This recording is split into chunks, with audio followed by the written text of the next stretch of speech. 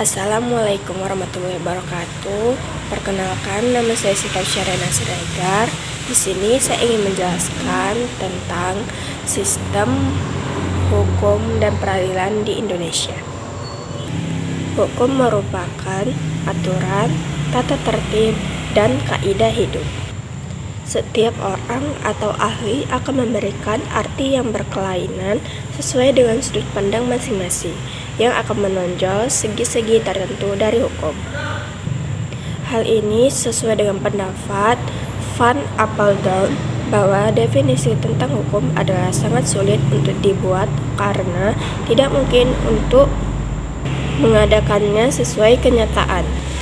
Di dalam hukum terdapat beberapa unsur. Yang pertama, peraturan mengenai tingkah laku manusia dalam pergaulan masyarakat. Yang kedua, peraturan itu dibuat dan ditetapkan oleh badan-badan resmi yang berwajib.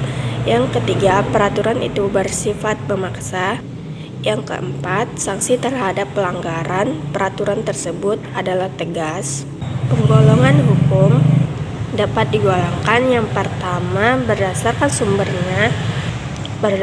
sumbernya terbagi menjadi 4: hukum undang-undang, hukum kebiasaan, hukum traktat, hukum jurisprudensi. Yang kedua, hukum berdasarkan tempat berlakunya. Yang pertama, hukum nasional. Yang kedua, hukum internasional. Yang ketiga, hukum asing. Yang keempat, hukum gereja. Yang ketiga, hukum berdasarkan bentuknya terbagi menjadi 2. Yang pertama, hukum tertulis yang dikodifikasikan. Yang kedua, hukum tertulis yang tidak dikodifikasikan. Hukum berdasarkan waktu berlakunya. Yang pertama, ius constitutum atau hukum positif, yaitu hukum yang berlaku sekarang bagi suatu masyarakat tertentu dalam suatu daerah tertentu. Yang kedua, ius constituendum atau hukum negatif, yaitu hukum yang diharapkan berlaku pada waktu yang akan datang. Misalnya, rancangan undang-undang atau RUU. Yang kelima, hukum berdasarkan cara mempertahankannya. Terbagi menjadi 2, yaitu pertama, hukum material, yaitu hukum yang mengatur hubungan antara anggota masyarakat yang berlaku umum tentang hal-hal yang dilarang dan dibolehkan untuk dilakukan. Yang kedua, hukum formal, yaitu hukum yang mengatur bagaimana cara mempertahankan dan melaksanakan hukum material. Selanjutnya, hukum berdasarkan sifatnya. Yang pertama, hukum yang memaksa, yaitu hukum yang dalam keadaan bagaimanapun juga harus mempunyai paksaan mutlak. Yang kedua, hukum yang mengatur, yaitu hukum yang dapat dikesampingkan apabila pihak-pihak yang bersangkutan telah membuat peraturan sendiri dalam suatu perjanjian. Selanjutnya, hukum berdasarkan objeknya. Yang pertama, hukum objektif, yaitu hukum yang mengatur antara 2 orang atau lebih yang berlaku umum. Yang kedua, hukum subjektif, yaitu hukum yang timbul dari hukum objektif dan berlaku terhadap seorang atau lebih. Hukum berdasarkan isinya terbagi menjadi 2. Yang pertama, hukum publik, yaitu hukum yang mengatur hubungan antara negara atau individu. Terbagi menjadi 4, hukum pidana, hukum tata negara, hukum tata usaha, dan hukum internasional. Yang kedua, hukum privat atau sipil, yaitu hukum yang mengatur hubungan antara individu satu dengan individu lain, termasuk negara sebagai pribadi. Terbagi menjadi 2, yaitu yang pertama, hukum perdata, yaitu hukum yang mengatur hubungan antar individu secara umum. Yang kedua, hukum perniagaan atau dagang, yaitu hukum yang mengatur hubungan antar individu dalam perdagangan. Tata hukum Indonesia merupakan keseluruhan peraturan hukum yang diciptakan oleh negara dan berlaku bagi seluruh masyarakat Indonesia yang berpedoman pada Undang-Undang Dasar Negara Republik Indonesia tahun 1945 dan Undang-Undang Dasar Negara Republik Indonesia hanya memuat ketentuan dasar dan merupakan rangka dari tata hukum Indonesia. Makna lembaga peradilan. Lembaga ini sering disebut sebagai lembaga peradilan yang merupakan wahana bagi setiap rakyat yang mencari keadilan untuk mendapatkan haknya sesuai dengan ketentuan hukum yang berlaku. Berbicara mengenai lembaga peradilan nasional, tidak dapat terlepas dari konsep kekuasaan negara. Kekuasaan yang dimaksud adalah kekuasaan kehakiman di Indonesia. Kekuasaan kehakiman di Indonesia dilakukan oleh Mahkamah Agung. Badan peradilan yang berada di bawah Mahkamah Agung meliputi badan peradilan yang berada di lingkungan peradilan umum, peradilan agama, peradilan militer, dan peradilan tata usaha negara, serta oleh sebuah mahkamah konstitusi. Selanjutnya kita akan membahas klasifikasi lembaga peradilan.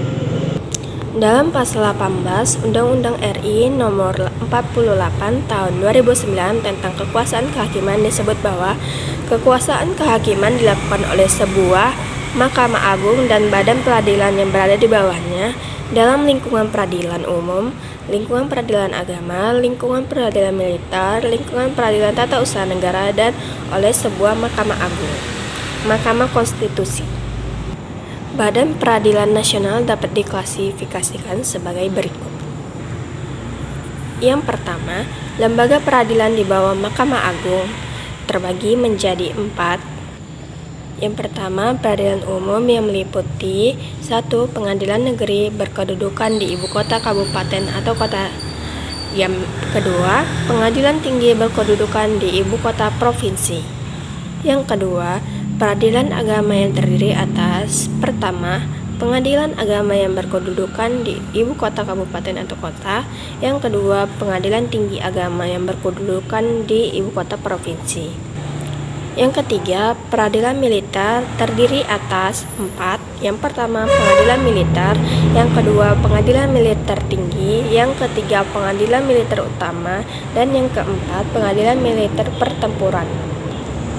Keempat, peradilan tata usaha negara yang terdiri atas 2. Yang pertama, pengadilan tata usaha negara yang berkedudukan di ibu kota kabupaten atau kota.